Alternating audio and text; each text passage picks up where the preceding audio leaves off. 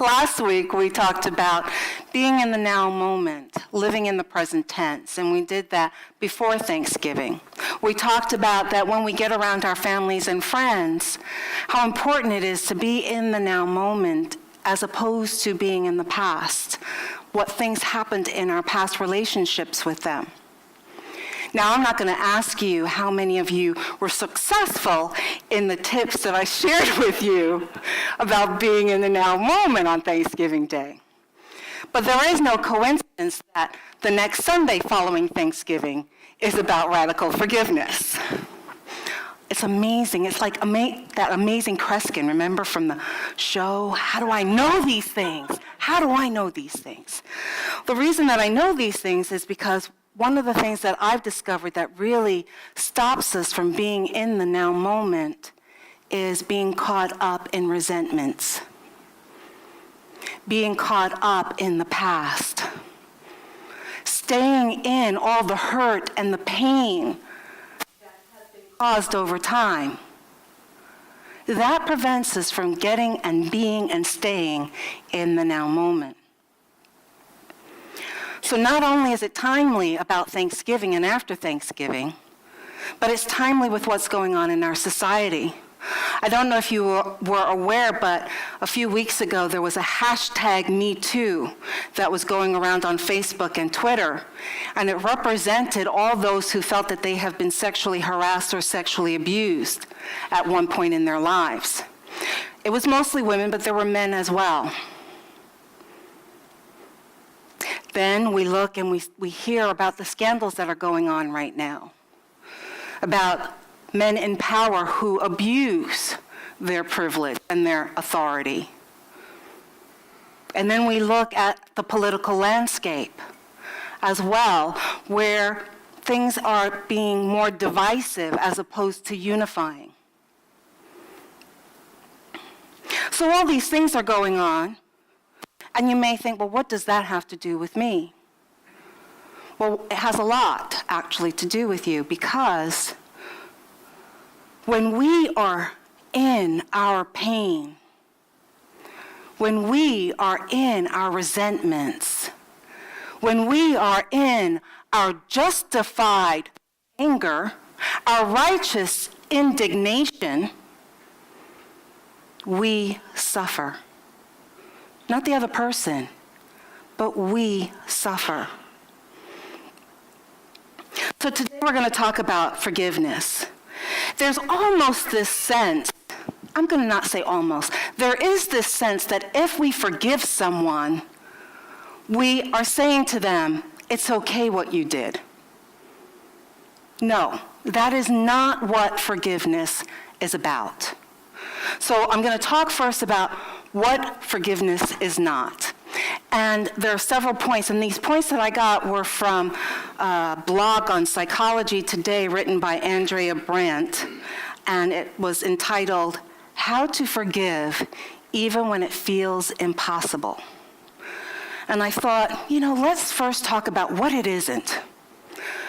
So, it is not denying that you still have feelings about the situation or what happened. It acknowledges you are still going to have some feelings. You may still be working through it. It's not saying there's nothing further to work through. It's not saying that everything is okay. It's not about forgetting the incident. That incident happened and it impacted you. So forgiveness does not mean that you totally say, oh, it never happened. Forgiveness is not saying to that person, what you did was acceptable to me. Nor is it telling the person that he or she is forgiven. We never have to tell that person that we forgive them. It's a decision that we make for ourselves, whether we choose to tell the person, I forgive you or I don't forgive you. And here's a wonderful one. Forgiveness doesn't mean that I have to now spend time with you. Have you in my life? And lastly, you don't do it for the other person. Forgiveness is not about doing it for the other person. Forgiveness is about doing it for yourself. Forgiveness is about doing it for yourself. So you may be holding on to these resentments, this anger, hoping to teach them a lesson. Well, if I withdraw and I tell them, what you did was not okay, they're going to learn a lesson from this. Not so much. Forgiveness is not about changing the other person. Forgiveness is for ourselves. Forgiveness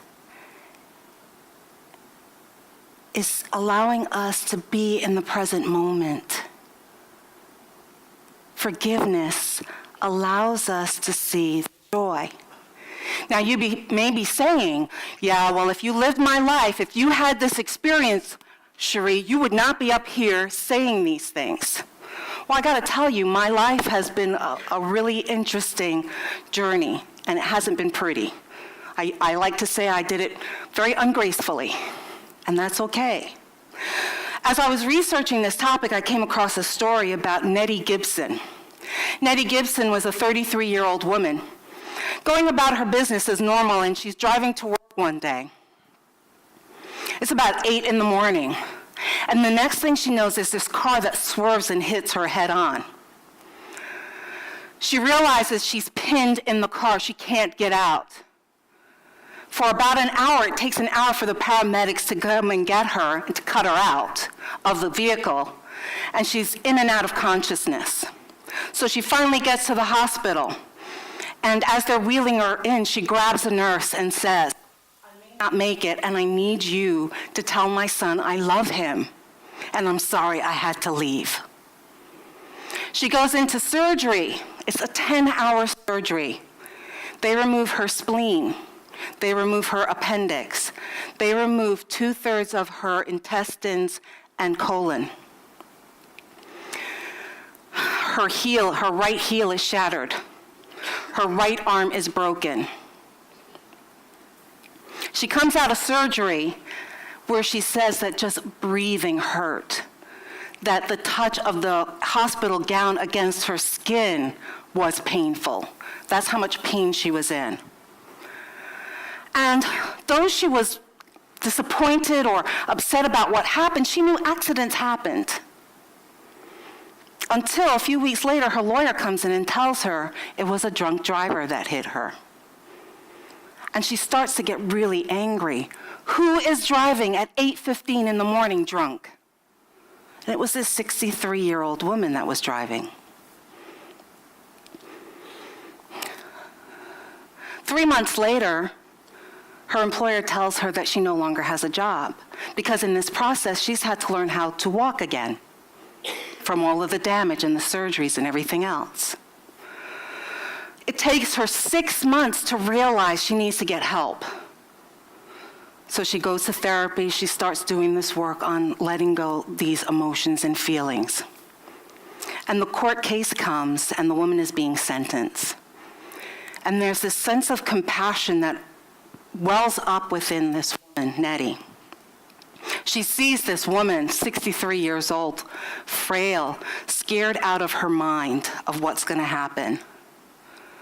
And after sentencing, she's able to go up to the defense attorney and say, tell her I forgive her. Well, yes. Well, yes. I was going to repeat it again, but hey, I don't need to now. And what she said is that until she was able to work through that forgiveness, she wasn't able to see the gratitude in her day-to-day life. Do you hear me? Until she was able to forgive, she was not able to have those day-to-day moments of joy. So this is why we do the work on forgiveness. And if you don't believe me, of course, I do have a clip, so let's see how they do on forgiveness.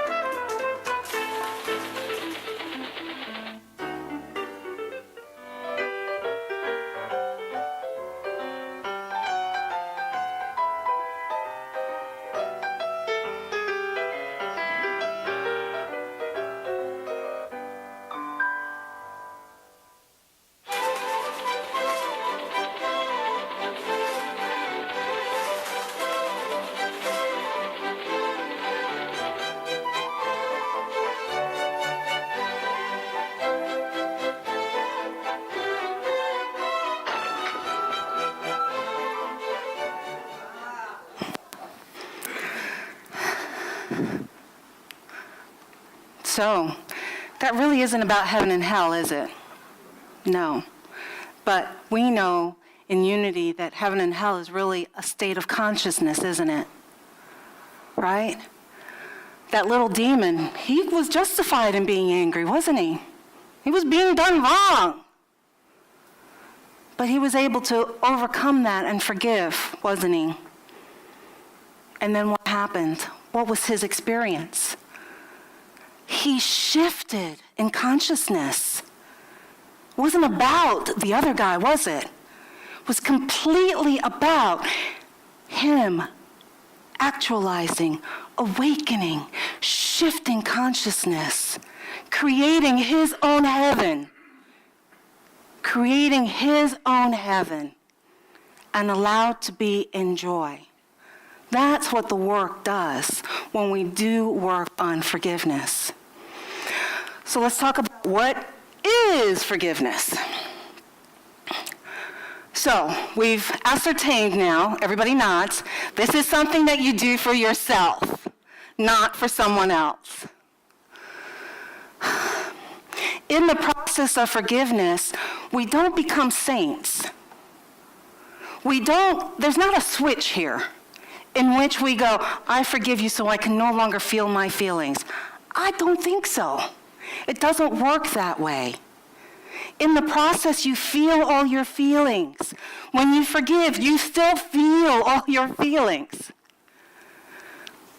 But what it does do is it releases you from being tied to the situation or to the person.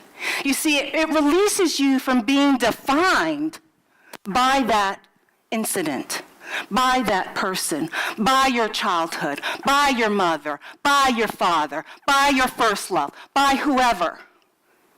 With me? And forgiveness means that your whole mind and body has an opportunity to become whole. When we are not in that space, we suffer from headaches and stress and stomach ulcers and whatever else.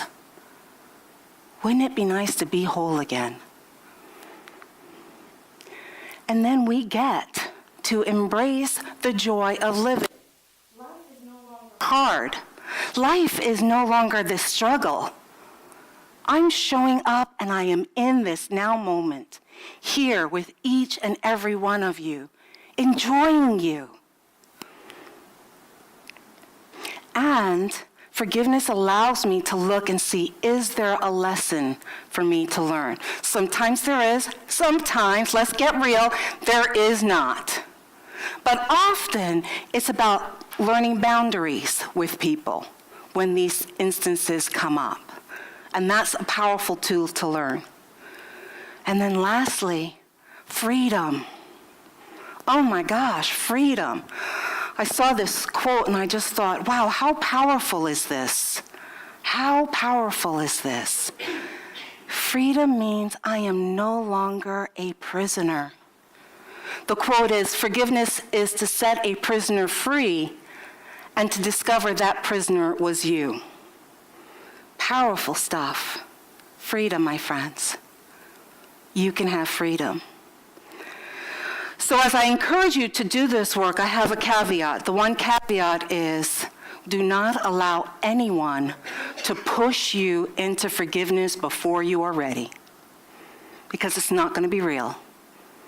Do not allow anyone to push you into it before you're ready.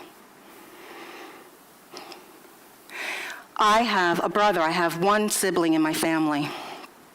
And he's a year younger than I am. And, you know, when parents separate, the oldest child usually becomes the second parent in the dynamics of family dynamics. So I've been my brother's caretaker in a lot of ways for a long time. And when my grandmother died, my brother could not process his feelings. And his way of dealing with things is through anger. And he got really angry at a very small incident, and he was threatening. And for me, we're done. Physical violence is not acceptable in my world. So every time I see my mom, She goes, I really wish you would forgive your brother. You know, you're a minister. You really should forgive your brother. I mean, how can you be on the pulpit and not be able to forgive your brother? And what I haven't been able to articulate until recently is that I do forgive my brother. That doesn't mean that I want him in my life. You see, there's a difference. So the process for me, I'm going to use my brother's situation, is to be able to feel all those feelings. I was so angry. I also felt betrayed. I felt hurt. There was this, how could you? After all I've done, right? Got to throw that one in there. But I stayed with it, and I felt all those feelings. And then when I was ready to do that forgiveness work for myself, I started the process. I was ready. And I looked at the incident. What's the incident? Well, he was threatening. What did that mean for me? How did that make me feel? And then, am I able to think about the other person? Am I able to see, in this case, my brother, that he has limited emotions, a limited availability to accessing his emotions? That he's military, ex-military. He's a corrections officer. That's his career.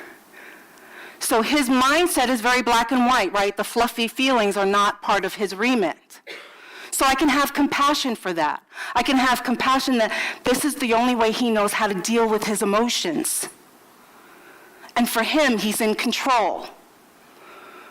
And then I can have some empathy, I can have compassion, right? Now here's where it gets tricky. For most, I'm going to say women, when we get through that piece, we then think, I now need to include them back in my life again and have this wonderful relationship with them. You do not have to. You do not have to.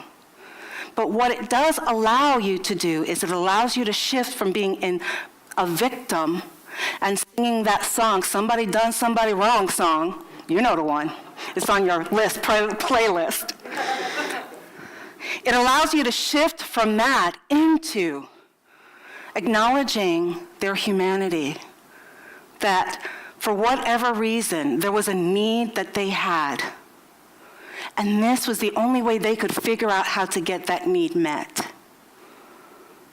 In my brother's case, he probably needed a hug and to cry and sob like a baby. But he didn't know how to get that need met. And this is what his go-to was. Right? So I can have compassion then. And then I can make a choice.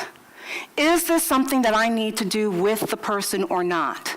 Do I have to tell them that I forgive them? What's my underlying need to tell them? Do I want to tell them so they can see how holy and evolved I am? May not be the reason. Do I want them to tell them so they can see how special I am? That may not be the reason. So be clear when you do your forgiveness work that you decide whether this is something that you need to tell them or not. In my brother's case, it's a not. For today, it may shift, it may not, but for today, it's a not. I don't need to tell him. I don't need to tell my mom either. But I have forgiven him. And so in that forgiveness, here's what it gives me. I'm no longer defined by my family by that incident. Did you hear me? So I no longer have to walk around thinking, my family is so screwed up. How could this happen? How can I be a minister and have this kind of relationship go? You know what we do to ourselves, right? I don't have to do that anymore. I don't have to do that anymore because that doesn't define me. That doesn't define my relationship. That doesn't define who I am. That doesn't define how I minister. Are you with me? All right, so here's what I'm going to ask you to do, because you know I always get you to do something. I'm going to ask Rita to come on up and prepare us for meditation. But what I'd like you to do while you're listening to the beautiful music is I'd like you to think, is there one person in your life that you may be ready to forgive? is there someone in your life that you may be ready to forgive? Because then we'll do that in meditation. With me? I love you.